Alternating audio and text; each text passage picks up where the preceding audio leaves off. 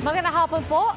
Arestado ang isang empleyado ng Justice Department na nagmamaniobra umano ng sweldo ng mga retirado o nag-resign ng empleyado ng DOJ. Ang suspect sa sariling bank account daw inililipat ang aabot sa milyong piso ang halaga.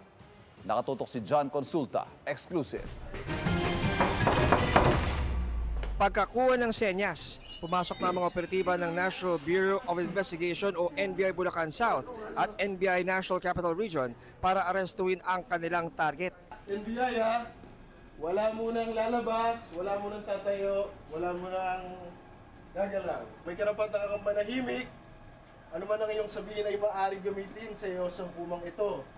Arestado sa loob ng DOJ si Administrative Officer 4 Johnston Pascua. Mismong pamunuan ng kagawaran ang nagpahuli sa kanya.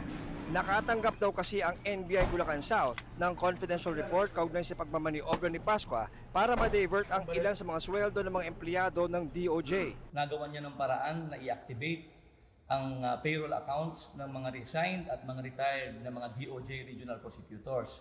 Pagkatapos, nag-open siya ng mga bank accounts gamit ang mga mule accounts ng kanyang mga kamag-anak at kaibigan at mula sa mga benefits na nakikredit sa mga payroll accounts ng mga reinstated na regional prosecutors na ito, ang pera naman po later on ay na-transfer sa mga accounts na ginawa nitong subject. Ayon sa NBI, nakuha kay Pascua ang iba't ibang e-wallet cards na ginagamit ng suspect sa kanyang modus at mga alahas na kanyang nabili gamit umano ang mga nakaw na pera ng kanyang mga kasamahan. Sabi ng NBI, milyong-milyong piso ang natangay ng suspect sa kanyang modus sa loob ng 2 taon. Kahapon, na-inquest na si Pascua sa patong-patong na reklamo. Malversation of public funds, qualified theft in relation to Republic Act 10175, which is the Cybercrime Prevention Act, violation of Republic Act 3019, which is the Anti-Graft and Corrupt Practices Act, Republic Act 8484, which is the Access Devices Regulations Act. Kinasuhan din po siya ng computer-related fraud at computer-related forgery, defined and penalized under Republic Act 10175.